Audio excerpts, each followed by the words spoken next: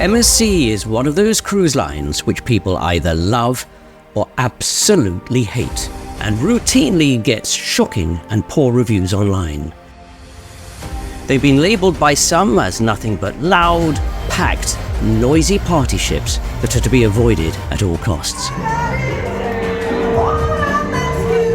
Yet others say the exact opposite, and that they're just misunderstood and offer outstanding value for money, all the while with some of the most modern, gleaming ships at sea. So how can MSC be both awful and amazing at the same time? We decided to go and find out what's true and what's not, and booked ourselves aboard one of their latest megaships. Would it indeed be one of the most annoying cruises we've ever been on? Are we now feeling bruised and battered and sick to the back teeth? Let's find out. This is our full review, ship's tour, and final verdict. Welcome back to the Ritzy Travel Guide. My name is Bill, and it's great to have you along with us. Now, no two vacations will suit everyone. It's about finding one that will tick as many boxes as possible. And I can tell you from the off, MSC is not going to be for everyone. It's not the typical cruise experience. In fact, I hesitate to call it a cruise at all.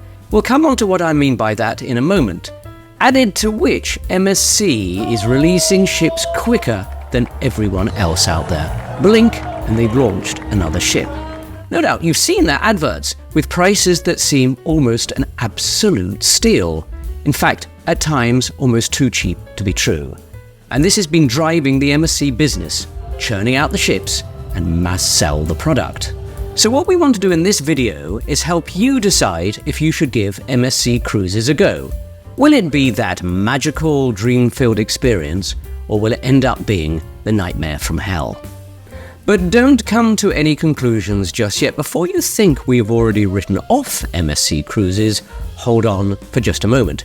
You should watch the whole episode, because it's not all doom and gloom. In fact, there were elements we did indeed enjoy, and offered cuisine we were frankly very pleasantly surprised about. We almost caught ourselves asking each other, could we overlook the major issues we have and consider going with MSC again? The ship we were on is the MSC Virtuosa, one of their newest megaships. Until recently, it was their largest ship they have. Now, just about all the ships in the MSC fleet offer near identical cruise experiences. They standardize their products across continents, so our experiences should closely mirror the cruise that you might be looking at, no matter which country you're watching this video from. So we're going to show you what a typical MSC ship looks like and what facilities they have on offer, what's included in the price and what's not. And there are some things that will catch you out. And we'll absolutely go through the food that's included in the ticket price, because for a lot of people, the cuisine aboard is one of the most important aspects when picking a cruise. And one of the trademarks of MSC is their look. Some might call it glitzy, some might say bright and silvery. It's their image. Now, these were some photos I took early in the morning at about 6:30 a.m. At this time of day, the ship looks absolutely gleaming. Unfortunately, this is an image almost no one gets to see, because for the rest of the day it's normally teeming with people, day and night. Let's take a look at our embarkation day, and despite what we'd heard online, for us, it went relatively smoothly. Most passengers seemed to keep to their allotted check-in time, and from arrival at the terminal to getting on board was about 90 minutes. Let me know in the comments if your check-in was not like this. This is the Galleria that runs the length of Deck 6. The first thing you can hear is loud music, and that becomes a prevalent theme for the cruise. MSC loves to pump out the sounds. What's the MSC Virtuosa famous for? Its Swarovski sparkling staircase in the central atrium. Do we feel a bit like we're at Ratner's jewellery shop in 1985? Almost need a pair of sunglasses. The ceiling, it's all sparkly and mirrory. It's all sparkling, isn't it? It's sort of like Sparkle Central.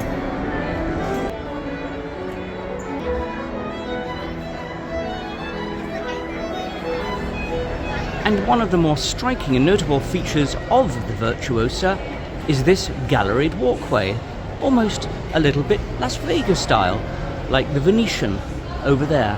And just like the Venetian, there is this screen right above you. It's a bit like having a shopping mall in the centre of a cruise ship. Okay, now this is quite a clever use of the screen on the MSC Virtuosa during muster station hours.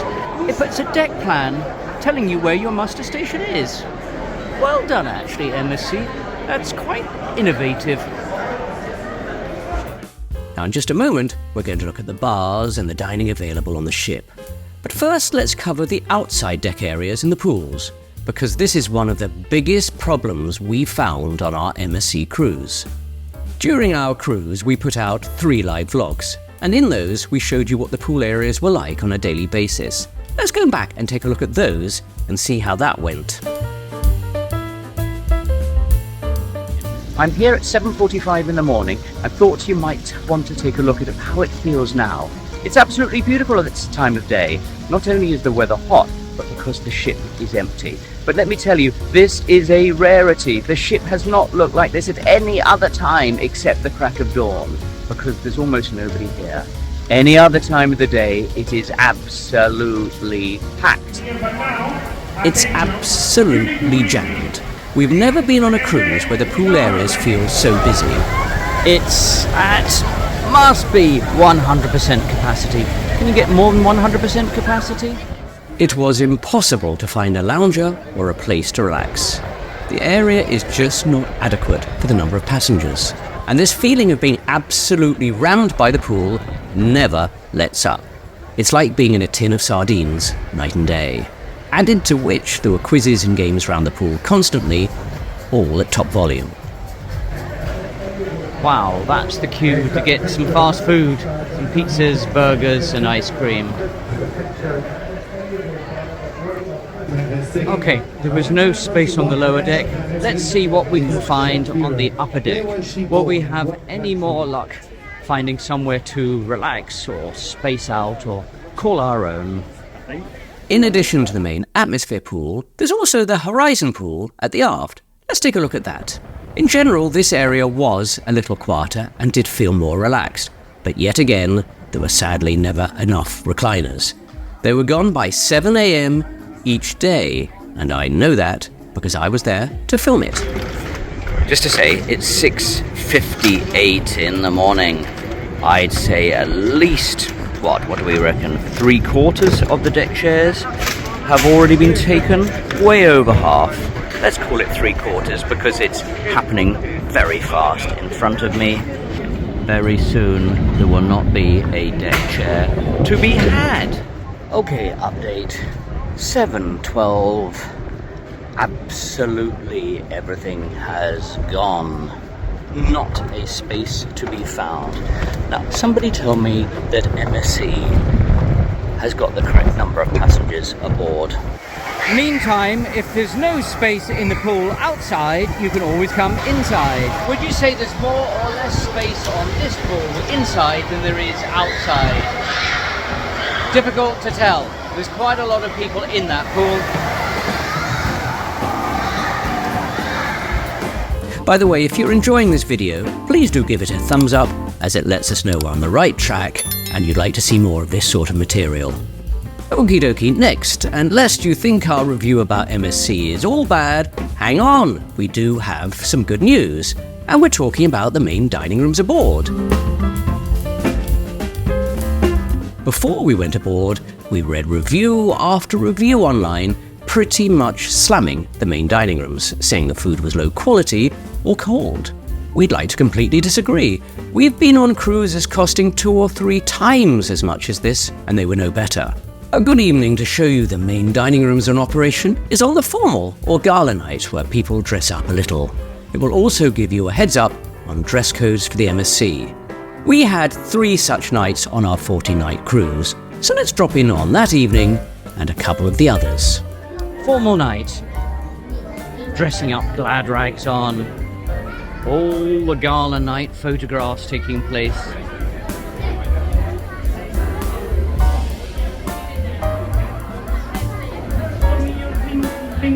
Oh, giving instructions.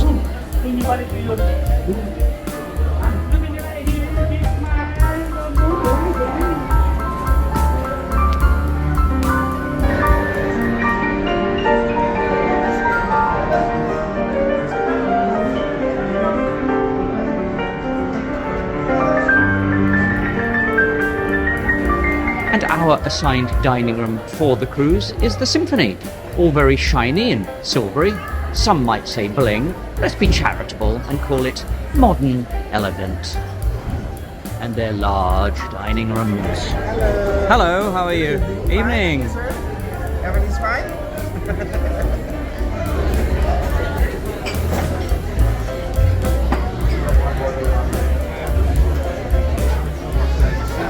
I can see you want to be on. I can see you're keen to be on. This is the first gala evening where a lot of people dressed up. I would say as the cruise progressed, this did get lesser until by the end, not many people were dressing up on gala nights at all.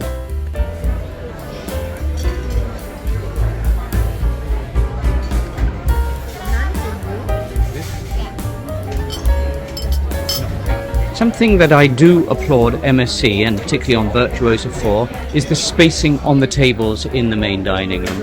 They are extremely far apart, which is good because other cruise ships you are on top of each other.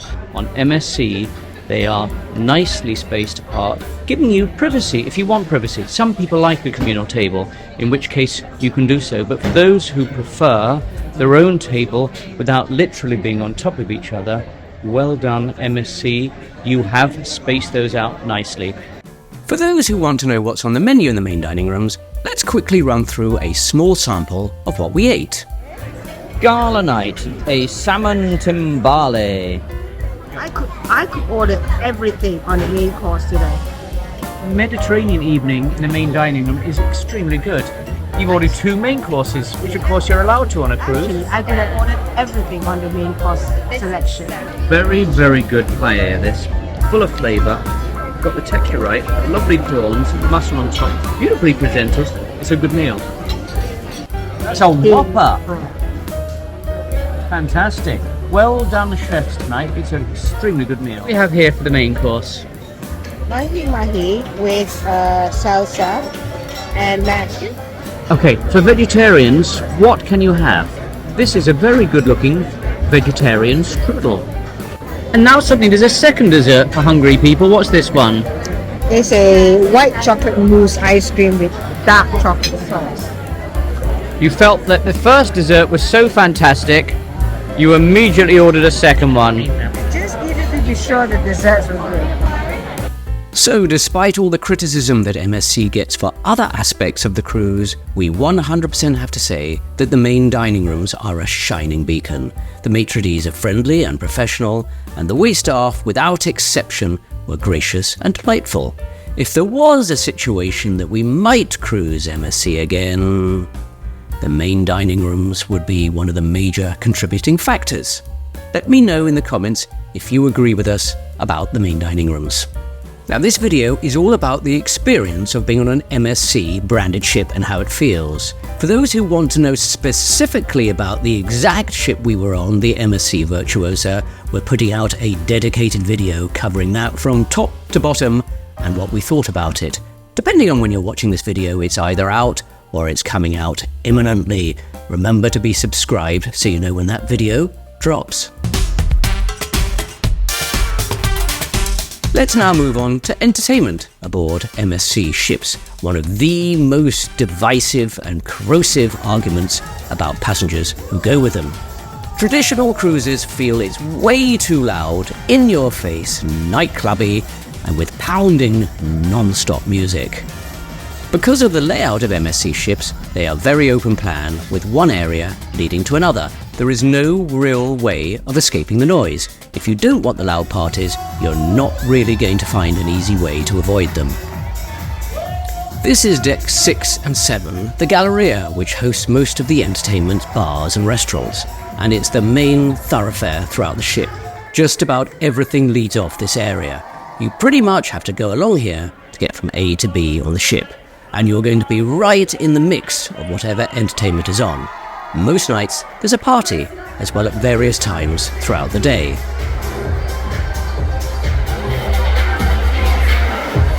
Throughout the cruise, there were also sing-along silent discos, some here in the heart of the ship, some on the pool deck.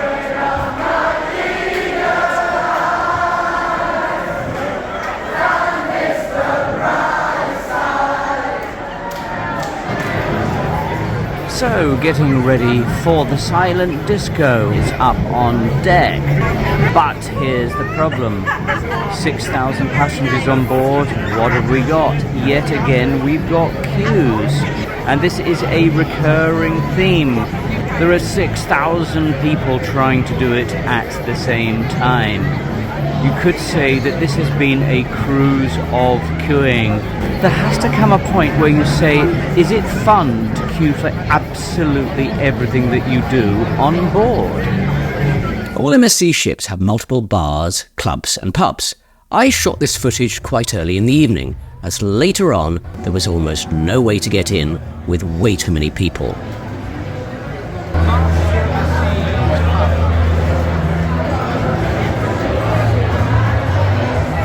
There's also a karaoke lounge.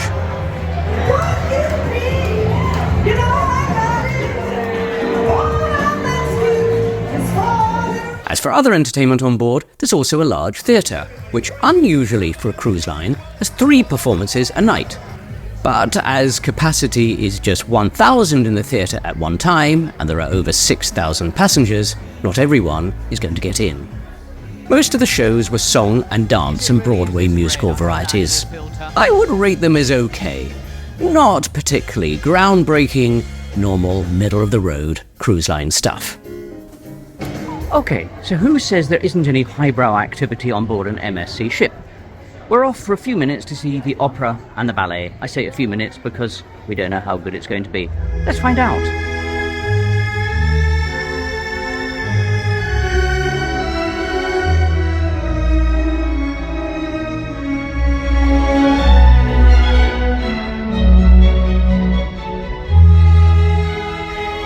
So let's now move on to what MSC ships offer for the family out on deck.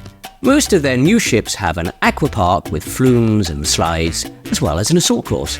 We did all of it. Let's take a look.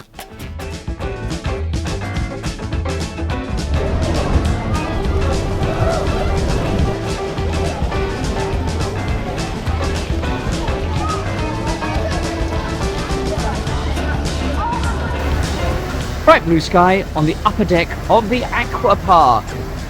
An absolute kids and family mecca. You can come hurtling down that slide there.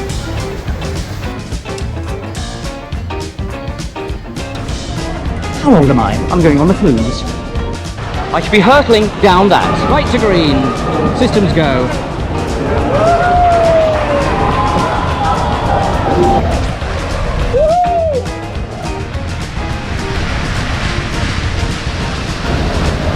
How was that? Sure, that's great. Here we go, afternoon activity, Himalaya Bridge. And it's for all age groups, there we are, complete multi-generation families, from teenagers right up to An indoor entertainment zone on most MSC ships. Let's take a look at those. Okay, we're in the entertainment complex, which has got a variety of things. There is a virtual reality holodeck. And some arcade-style machines.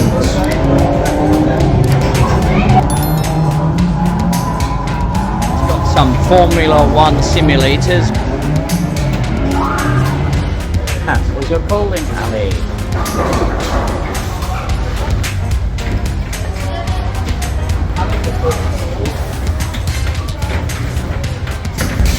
This is a teen hangout area. We've got a teen hangout bar, which looks straight down to the sports court. I've seen everything from basketball to soccer to morning gymnastics and warm-ups and stretching. So it's used for a variety of things. I've also seen it used for dancing. So Next up, and we haven't covered this yet, it's the Marketplace Buffet, and this topic actually fits in both the good and the bad column. It has a huge variety of foods that constantly changes, and I applaud what they have on offer. How about that for a roast? Is this a roast lamb? It's a beef. Roast beef? Yeah. That is huge. A very good looking roast beef. The main course up here is stuffed pork loin with apricots. You would often find really premium items on offer. Items that you wouldn't expect, such as smoked meats, great cold cuts, outstanding gourmet cheese selection. And we have a sort of antipasto spread here. Look at that cheese that is oozing out. It's gooey. It's almost dripping off the plate. For those who like gooey cheese, such as me, that is very tempting. Other cheese selections, some salamis, some smoked fish. There was a large selection of Asian and worldwide foods, Lots of Indian choices and selections. and the hours of opening was very generous. But we also have to point out there is a big, fat, huge negative to the buffet. It's always crowded, it's always busy. So when 6,000 people descend on the buffet at once, you get a logjam. Because it's busy, it's noisy. So, I know that all cruise ships have a noisy buffet, but this one seems louder than others than I remember. One of the most important points to make is that a lot of time people have no choice but to come here because of the hours of the main dining room. The main dining room is open for breakfast for just 1.5 hours for breakfast. The main dining room is open from 7:30 until 9. A lot of people want breakfast later than 9 can't. If you arrive at 9 or 9:01, you will not be allowed entry. And the main dining room, absolute crime, is only open for an hour at lunchtime between 12 and 1. Now, a lot of people don't want to eat lunch at 12. It's too early if you've got up a little bit latish or even a leisurely start. That means you have for lunch the choice of the buffet, the buffet, the buffet, or the buffet. So that is why it's absolutely packed. A couple of the specialty restaurants are open for lunch. Butcher's Cut, I believe, is open. I believe Ola Mexican is open, but those are obviously additional cost, and it's not inconsequential. The additional cost for those is quite high. But wait, I have a hot tip for you. If you need to get away from the busy, noisy Lao buffet, there is a section out at the aft, right here. It's almost unknown, or maybe people just don't want to walk that far. It is, after all, just a few extra paces further away. But look at that. It's a little sanctuary. It's nice and quiet. What a way to spend a Mediterranean breakfast or lunch out here on the aft deck. And almost nobody does it. Now, we'll be putting out a separate video about the MSC buffet because a lot of people come online to us on the channel and say we want a dedicated video on the buffet. So, we've done exactly that. The breakfast buffet on the Virtuosa is very extensive with a lot of choices. People have been asking us to put out a video especially on the buffets to know what they can expect. We will be putting those out in the next coming weeks so you can see breakfast, lunch and dinner, exactly what you will get. Remember to be subscribed so you know when that's coming out. Next up, we'd like to cover an area that we really enjoyed aboard, and that was the Sky Lounge on Deck 16. It really is one of the few sanctuaries aboard away from the hustle and bustle. It's an adults-only area and has an elegant, upscale vibe to it, with fantastic panoramic views across to the pool area and out to sea. There's frequently a band or a pianist playing, and here's the tip for you. They have a complimentary snacks and hors d'oeuvres cabinet on offer. Remember to ask them for it. The Sky Bar is open throughout the day and evening. It's just a shame it's not the biggest bar on the ship. Later on in the evenings, it would run out of seating. And that's because there's nowhere else to sit on the ship that's quiet and relaxed. Every other bar on the ship has a totally different, more manic, dare I say it, more rowdy atmosphere. For anyone who's been on a more traditional cruise, this is as close as it gets to a cruise favourite bar. Now, there's one more aspect I absolutely have to touch on because it was appalling, is the disembarkation from the ship. I can't guarantee that this was just an unusual one-off situation with our ship, but when you look online, you see a lot of stories about MSC handling disembarkation terribly. So maybe this is an ongoing issue with the shipping line. This is what happened with us. Holy moly, this is the queue to get off. This queue is going a long, long way. This is going a long, long way. We've been given our departure times.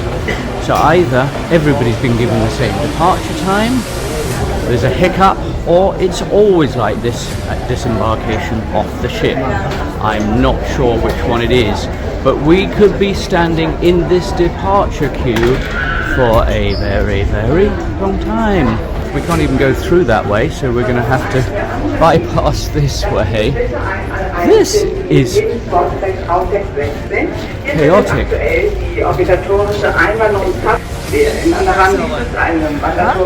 don't think I have ever seen a situation like this. It's crazy. We've been here for an hour. You've been here for an hour? Literally got from the end of the left to here. I think the whole ship is just in a queue. It's the whole ship just standing in a corridor. There's no way of gathering where we're supposed to because we can't get through. This is not really the way to end a cruise. Delay, I think, is an understatement. People are seething. I've been walking up and down for the last 10 minutes and everybody is hopping mad. They've been in the queue for 2-3 hours where people are going to miss their connection. To say people are angry is really underplaying it. Guests, we are kindly asking you to remain waiting in your meeting as we are Hope to see you again. Well, that's interesting. All the people standing in the queue, are they thinking the same thing as well? That was an absolute nightmare. Close to 2 hours from our supposed disembarkation time to actually getting off. Chaos, carnage, zoo environment. The cruise director said to us in last night's theatre production before it started, "Don't worry, we know what we're doing, we can handle it. We've done this loads of times, we'll get you off timely and safely." Not the case on this occasion. Whether this happens every time, I can't say for sure. I can comment on what happened to us. This was the most chaotic disembarkation from a cruise we have ever had from any cruise line. One of the reasons why prices are extremely competitive on MSC is because they sell the tickets low and they pile the passengers high. Do you remember that old adage? It was a saying back in the day. In fact, the precise quote from a very successful businessman was, "Pile it high and sell it cheap." And MSC is working on exactly that principle. If they can get us on board with tempting prices, then there's every chance we'll spend while there. Now, that's not unique to MSC. Increasingly, many other cruise lines are doing exactly the same. Nickel and diming is nothing new. There are other ships that have 6,000 plus passengers, but it just seems more full on MSC ships. Almost every passenger we came across complained that they couldn't get a seat at a bar or pretty much anywhere on board. There was nowhere for them to sit and nowhere to relax. The pools are big, but nowhere near sufficient enough for the number of passengers aboard. And I think this is the nub of the problems for MSC. Too many people squeezed into the various outlets aboard. As ship design evolves, particularly with the megaships, and all MSC ships nowadays are megaships, they're not really cruises anymore. They're floating entertainment zones at sea. In the UK, there is the term holiday camp, one of the most famous being a company called Butlins. Many people are calling MSC Cruises a holiday camp at sea. The positives, and I'm going to start with the staff. By and large, they are extremely friendly, approachable, and good-natured. I think MSC has got the training spot on. Some cruise lines, the staff are cold or disinterested. Not here. They weren't intrusive, and I think they struck the right balance. Oh, I could do with that drink. That looks good. Is that a pina colada? Yeah, Wow. Sure, brother. I can't know for sure if it was just this ship, the Virtuosa, and their hotel manager who needs applauding, or whether MSC HQ as a whole is getting things right. I know a year or two ago, people said the exact opposite. But for what we saw, service was excellent, so compliments to MSC on that. If you think differently about the staff aboard MSC, please do let us know in the comments. It would be good to hear a different side. Next up, the MSC fleet of ships is by and large very young. This means the ships are up to date, the latest electronics and ship aids. Found a quiet little corner, and there aren't many of them on the Virtuosa, to show you that there are display boards just about everywhere you go. So you can pretty much find out what events are on that evening. You can actually plan and book. They tell you how to download the mobile app. We will go into the mobile app on a separate occasion. It tells you, amongst other things, the daily program, so you can see exactly what's on. It tells you what music is going on in which particular bar. You can also click on for your dining, so we've got the specialty restaurants there. It will tell you what the various specialty restaurants are. We bought a 4-experience package, so we tried out all 4 of those, and we'll have a separate video on those. But let's say we want to go to the Butcher's Cut, which we've already done. You can go on there and book it. It'll tell you what times it's open. When we spoke to people on board and asked them if they were enjoying themselves, it very much depended on whether they were seasoned cruisers or not. Invariably, those who'd been on cruises before, with the more traditional cruise lines, seemed very much to be disliking the MSC experience, whereas those who were cruising for the first time were enjoying themselves. Possibly they had no form of reference to what a traditional cruise is like. So, in the final analysis, would we ever go on MSC Cruises again, and is it suitable for you? Not anytime soon, and I tell you for why, because we're really not the target audience.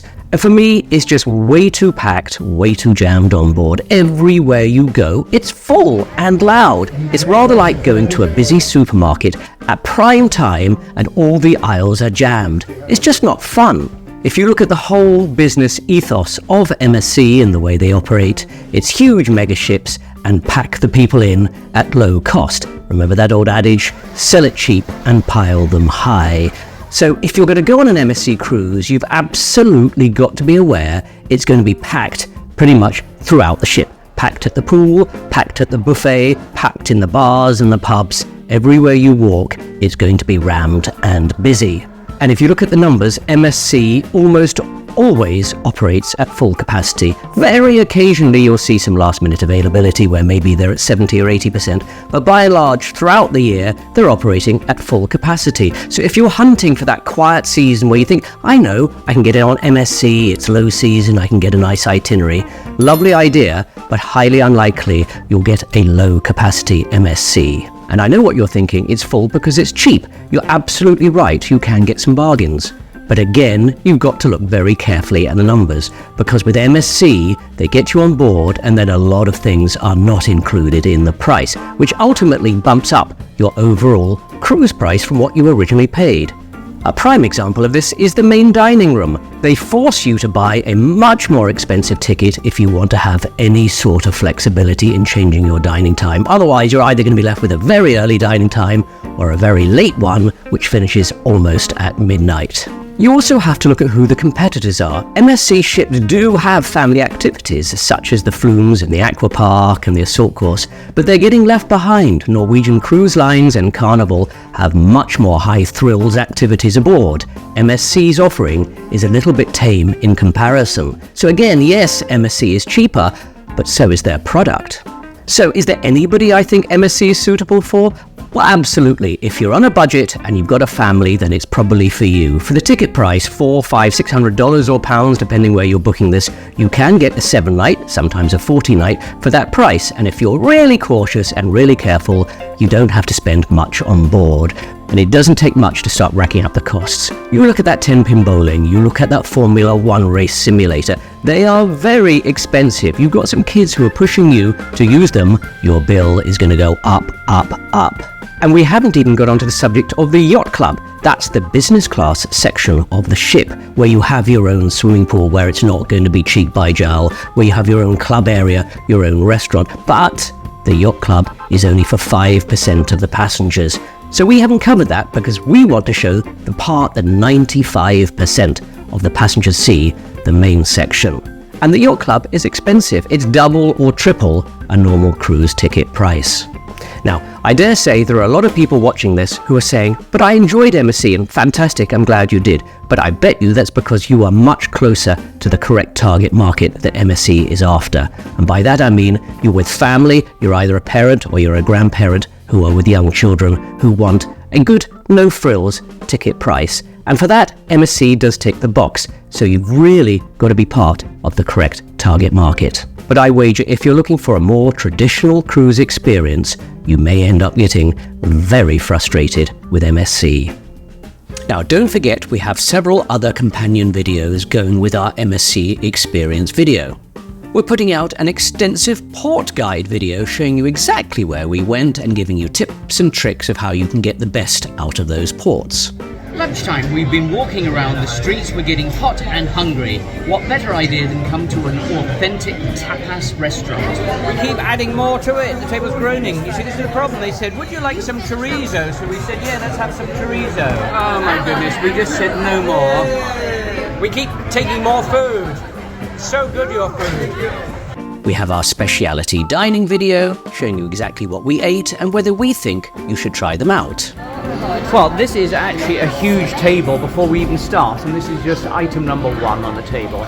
And we have the dedicated MSC Virtuosa guide.